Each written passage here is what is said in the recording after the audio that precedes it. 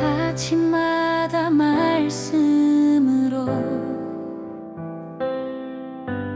밝은 빛을 채우네. 오늘 말씀은 이사야 선지자가 무엇을 본 이야기로 시작하죠. 1절에 보면 우시야 왕이 죽던 해에 내가 본즉 그러죠. 내가는 누굽니까? 조금 전에 말씀드린 것처럼 아모스의 아들 선지자 이사야죠. 이사야가 지금 무엇을 보았느냐, 그 본 이야기를 하기 때문에 본즉 이런 말을 쓰죠. 그 이사야 선지자가 본 것은 1절을 다시 보면요, 주께서 높이 들린 보좌에 앉으셨는데 그의 옷자락은 성전에 가득하였고, 그리고 2절에 보면 스랍들, 천사들이죠. 스랍들이 모시고 섰는데 하면서 쭉 이야기가 나옵니다. 그러니까 이사야 선지자가 지금 누굴 본 거냐면 하나님을 본 것이죠. 하나님을 본 것이죠. 그러니까 그 하나님을 본 이야기를 아주 구체적으로 이야기합니다. 그것이 2절부터 4절까지 쭉 나온 것이죠.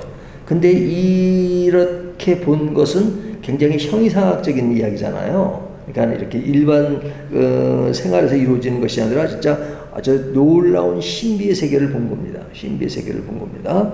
그 신비의 세계는 우리들의 어떤 현실과는 동떨어져 있는 그런 느낌을 주잖아요.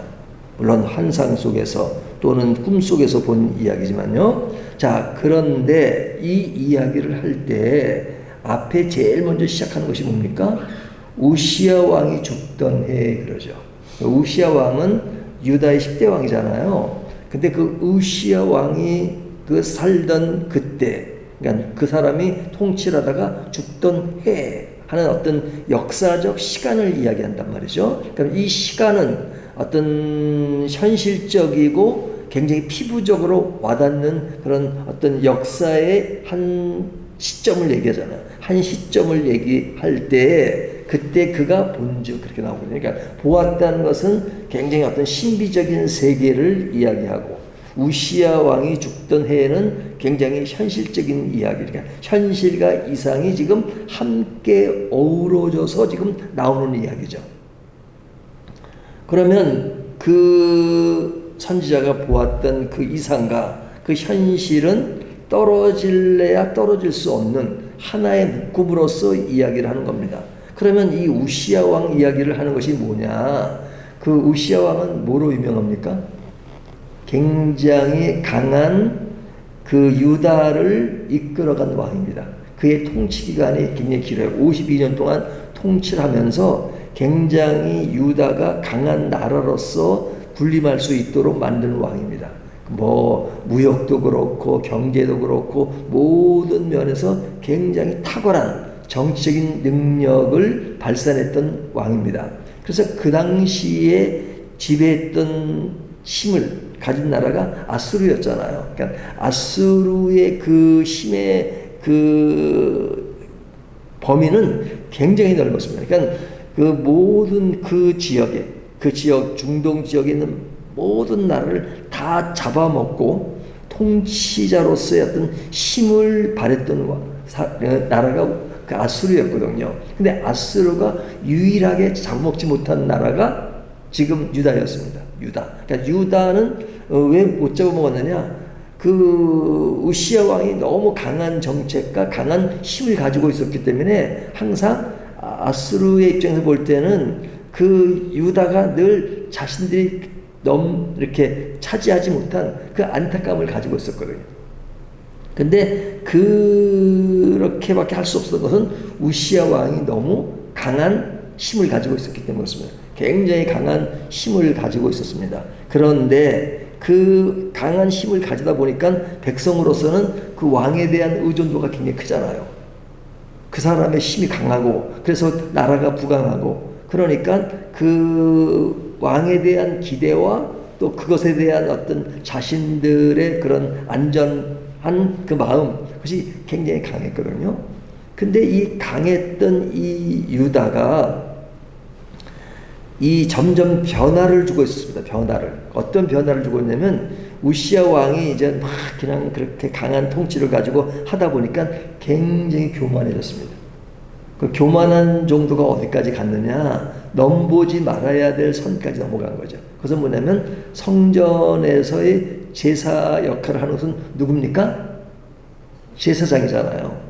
제사장은 그 일을 담당하고 왕은 어떤 정치인으로서 통치해가는 것이 그 당시 시대적 흐름이었는데 우시야 왕이 성전 제사도 내가 드리겠다.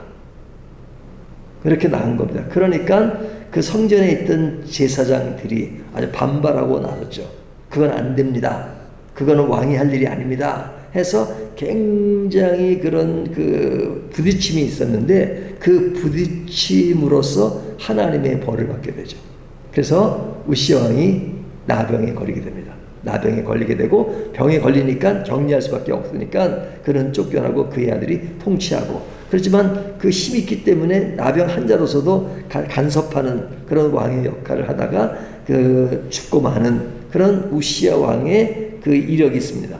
자, 근데 이 우시야 왕이 죽음으로 인해서 그 유다가 굉장히 그 세력이 약해지고 나라가 약해지고 그러다 보니까 이제는 굉장한 어떤 정치적인 위기에 있을 때였습니다. 그러니까 우시야 왕이 죽던 해라는 말은 굉장히 유다가 이제는 계속 위로만 올라가다가 내려 떨어지는 그런 그 때에 이사야 선지자가 본 것은 뭐냐면 하나님의 그 어떤 그 세계, 그것을 바라본 것입니다. 그런 것을 바라보니까 지금 이사야 선지자로서는 나라의 위기가 오고, 그리고 이젠 우시야 왕이 죽음으로 인해서 아스루가 넘보지 못할 것을 넘보게 됐고, 침략이 이루어지고, 그 다음에 굉장히 힘이 그 약해진 것에서 강한 힘에 의해서 눌리는 그러한 시대에 지금 이사야 선지자가 지금 그런 처한 그런 상황이었습니다. 근데 그 처한 상황에서 본 것이 내가 본즉 이렇게 말하는 것이죠. 자, 이런 곳에서의 자신은 개인의 어떤 존재 가치가 느껴지죠. 이것은 뭐냐면 나라는 위급해지고 있어요. 근데 하나님의 어떤 아주 경이로운 세계를 보았어요. 그런 와중에 자신의 모습을 보니까 어때요? 한쪽은 큰 하나님의 아주 위험한 것이 있고, 나라에 대한 것은 굉장히 어려워지고 있고, 그런 가운데 자신의 역할이 있는 거잖아요. 선지자로서. 그러니까 역할에 대한 자신의 입지를 생각해 보니까 너무너무 초라한 거죠. 자기가 이 일을 감당할 수 있을까? 그러니까 오늘 본문에 보면 사실은 앞의 이야기를 통해서 그 자신이 느끼는 그런 감정을 얘기하는 겁니다. 5절에 그때 내가 말하되 화로다 나요 망하게 되었도다 나의 입술이 부정한 사람이요. 그죠? 여기 나의 입술이 부정하다는 건 뭐예요? 선지자는 무엇을 하는 사람이에요? 예언을 하고 또 하나님의 말씀을 전하는 사람이잖아요. 그러니까 그의 삶은 평생 입으로 사는 겁니다. 입으로. 근데 입으로 사는 사람이 나의 입술이 부정한 사람이요. 그러면 선지자가 부정한 말을 하면 뭐 끝난 거잖아요. 근데 여기서 부정한 사람이요 라는 것은 부정한 말을 한다는 것이 아니라 자신의 존재를 그렇게 표현하는 겁니다. 나는 아주 약한 사람이다. 그리고 내가 이럴 때 어떤 정의를 지키고 할 만한 능력이 없습니다. 나는 부족합니다. 라는 그런 이야기란 말이죠. 그러니까 자신의 나약함을 토로한 겁니다. 그 나약할 수밖에 없는 것이 사람이 어떤 자연의 어떤 엄청난 것을 보면 인간은 작게 보이고 나의 존재 가치가 작게 보이는 것처럼 하나님의 세계를 본 거잖아요. 하나님의 세계를 본 곳에 나는 약화되고, 그리고 자기 민족이 처한 상황을 볼 때도 나는 약해지고, 그러니까 나는 부정한 사람이요 라고 탄식하는 이야기를 5절에서 하고 있는 것이죠. 자, 그럴 때 지금 7절을 보면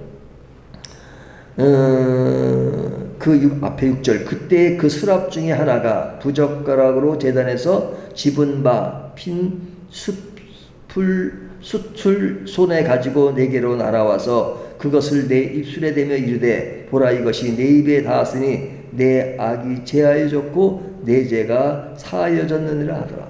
그러니까 여기 스랍이 제단에 숯을 가지고 그의 입에 댔다. 그러니까 내 악이 제하여졌고 내 죄가 사하여졌다 하는 이야기를 하잖아요. 그러니까 그는 약하지만, 그는 부정하고 그렇게 고백하지만 하나님이 그의 약함을 강하게 하시고, 그리고 결코 내가 약한 것이 아니라 할 수 있다라고 소명자의 어떤 위치를 확보하게 해주시는 그 하나님의 어떤 사랑과 은혜가 표현되고 있잖아요. 자, 이것을 보면 이사야는 선지자지만 이런 선지자로 감당하는 것은 내가 해야 되겠다고 하기 때문에 할 수 있는 것이 아니라 하나님이 그에게 일을 할 수 있도록 그에게 다가오시니까 가능한 거죠. 가능한 것이죠. 그러니까 오늘 본문은 사실은 굉장히 중요한 얘기를 하는데 이 중요한 얘기가 지금 이사야 6장에 나오잖아요.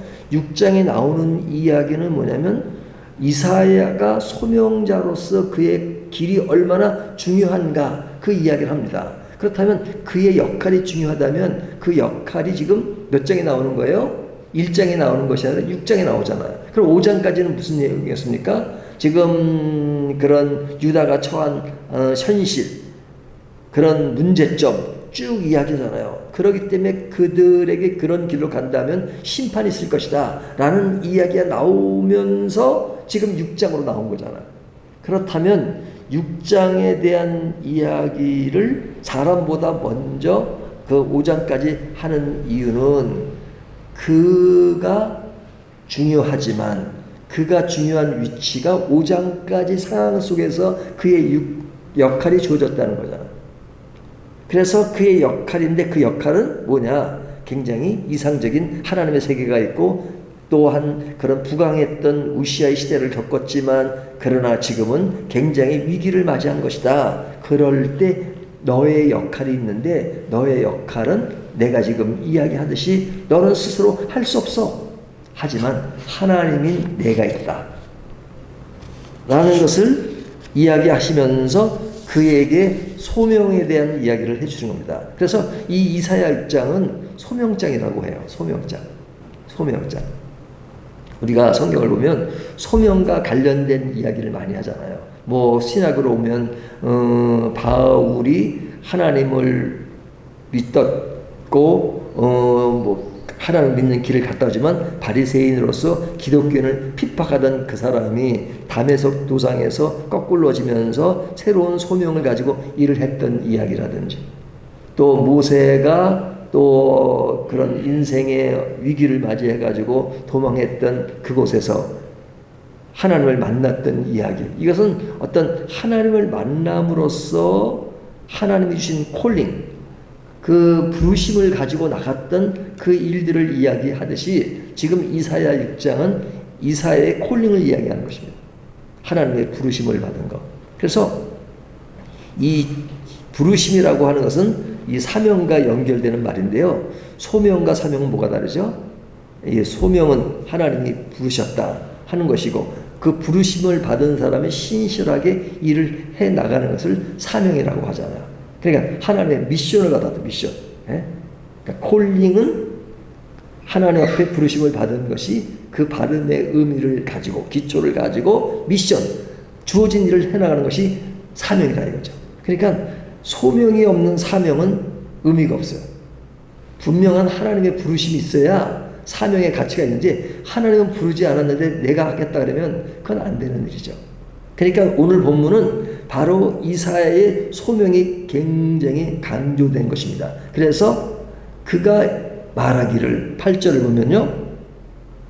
내가 또 주의 목소리를 들으니 목소리를 듣는 것이 먼저입니다. 주께서 이르시되 내가 누구를 보내며 누가 우리를 위하여 갈고 하시니 그때 내가 이르되 내가 여기 있나이다 나를 보내소서 하였더니 여기 보면 하나님의 부르심이 먼저 있고 그 부르심에 지금 이사야가 뭐라고 얘기해요? 내가 여기 있나이다 나를 보내소서 하였더니, 이것이 부르심을 받은 사람이 하나님 앞에 다가가서 하나님 내가 여기 있으니 내가 가겠습니다 라고 말하는 것이 어떤 소명자의 그런 어떤 제대로 된 그 길의 양상이다 하는 것을 보여준 것입니다. 그러니까 소명자의 길은 하나님으로부터 말씀을 듣고 둔감해진 백성들을 향해서 어떤 환경이나 결과에 그냥 연연하지 않고 부르신 주님의 주권에 따라서 오로지 순종을 가지고 나아가는 것, 이것이 소명자의 모습이다 하는 이야기를 사실은 오늘 본문이 그것을 다 이야기하는 것입니다.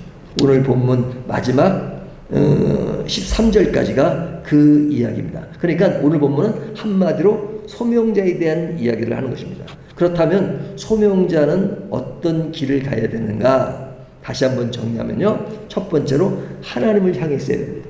하나님을 향해 있는 것은 세상의 파도와 인간 왕의 죽음을 넘어 영원히 역사와 만유를 다스리시는 거룩하신 참된 왕으로 바라보는 것입니다. 그래서 오늘 본문에 보면 거룩하다는 말이 몇 번 나와요? 거룩하다, 거룩하다, 거룩하다. 3번 나오잖아요. 제가 늘 말씀드리시 거룩하다는 말을 3번이나 반복하는 것은 최상급을 이야기하는 것이다. 그러니까 소명자는 제일 먼저 하나님을 바라보는 겁니다. 그래서 부르심이 있는 것이요. 두 번째는 하나님을 바라보는 사람은 자신을 향해 있어야 합니다. 자신을 향해 뭐라고 있어요? 나는 망할 수밖에 없는 부정한 존재다. 그러니까 십자가 대속의 은혜로 부름받은 종임을 고백해야 되는 것이죠. 5절과 7절에 있는 것처럼 자기 존재의 가치를 아는 겁니다. 그러니까 하나님의 부르심을 받은 사람이 내가 누군가를 인식하는 사람이 진정한 소명자죠. 그런 다음에 상황을 향해 나아가는 것입니다. 그 상황은 황폐하고 별로 그런 희망이 없어 보이지만, 그러나 그런 가운데서 이런 상황 속에 나를 부르신 하나님이 계시니까 그런 가운데 내가 나아가는 것이죠. 그런데 그 상황을 보면 굉장히 절망적입니다. 절망적이지만 오늘 제일 마지막에 무엇을 말씀하고 계세요? 그 중에 10분의 1이 아직 남아있을지라도, 그러니까 이 10분의 1이면 10분의 9가 진짜 완전 망한 상태잖아요. 그러니까 그래도 남아있는 10분의 1이 있을지라도 이것도 항폐하게 될 것이나, 근데 그나마 10분의 1도 항폐하게 될 것이나, 밤나무와 상수나무가 뱀을 당하여도 그 그릇터기는 남아있는 것 같이 거룩한 씨가 이 땅의 그릇터기니라 하시더라. 그러니까 완전히 그 10분의 1마저도 지금 절망적인데, 그러나 그릇터기가 남아있다. 그러니까 그릇터기가 남았다는 것은 죽지 않았다는 이야기다. 희망이 있다. 그 희망을 바라보면서 하나님이 부여하신 그 콜링을 가지고 사명을 감당하라. 그리고 그 자신의 너는 부족하지만 하나님이 너를 인도하실 것이다. 너를 보호하실 것이다. 하는 그 이야기를 하는 것입니다. 그래서 13절이 굉장히 중요해요. 참나무가 뱀을 당하여도 그 그릇터기는 남아있다. 그 그릇터기가 남아있는 것을 보고 일을 하는 사람이 누구냐? 이사야 선지자라는 것이죠. 그렇다면 이 이야기는 오늘날 우리들에게도 사실 우리들의 어떤 모든 상황이 항상 희망적이진 않잖아요. 세상을 바라보면 절망적이고 우리가 놓인 상황을 바라보면 굉장히 절망적이잖아요. 하지만 절망적인 것에 절망하지 말고 그 절망 속에서도 무엇을 바라봐라? 하나님을 바라보는데 하나님이 말씀하시기를 네가 볼 때 완전 절망적이지, 하지만 봐, 그릇터기가 있어. 그것을 가지고 희망을 가지고 고 가라. 이렇게 희망을 주시는 말씀입니다. 소명자는 그 희망을 보고 나아가는 것입니다. 우리에게 절망이 우리를 지배한다 할지라도 그 절망 속에서 희망을 바라볼 것이 무엇인가 하는 생각을 하면서 오늘도 소명자의 길을 함께 가는 저와 여러분이 되시기를 주님의 이름으로 축원합니다.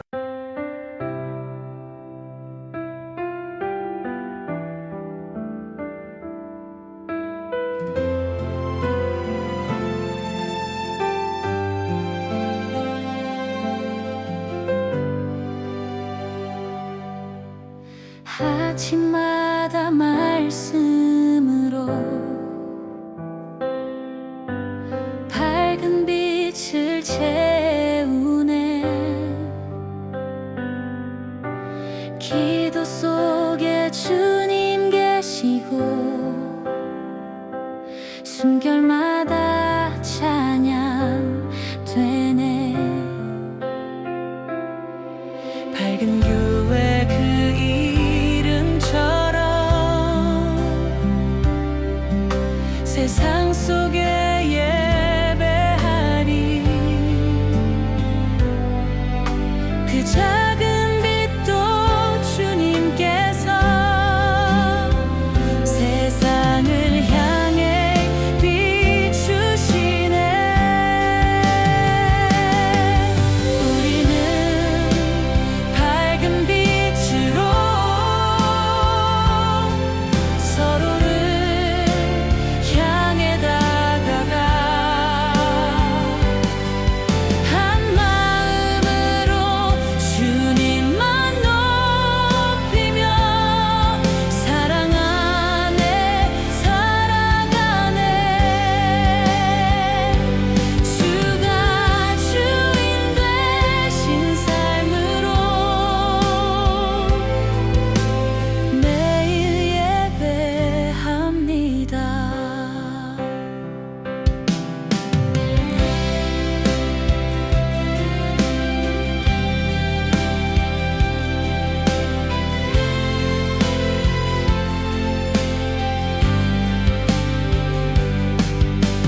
복음의 진리 붙들며 밝은 믿음 새기네. 하나님 나라의 가치로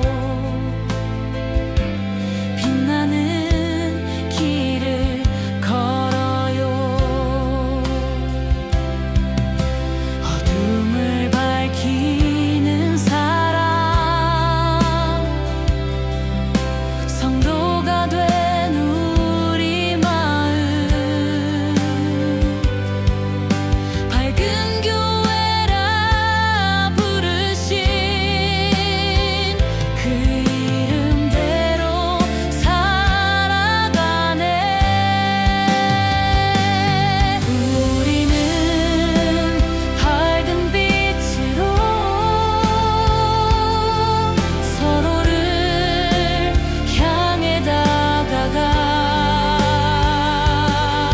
한 마음으로 주님만 높이며 사랑 안에 살아가네.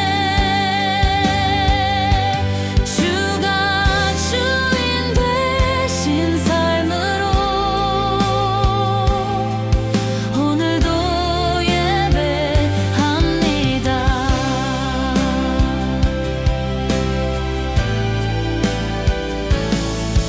우리는 밝은 빛으로 서로를 향해 다가가 한 마음으로 주님만 높이며 사랑 안에 살아가네. 주가 주인 되신 삶으로 매일 예배합니다.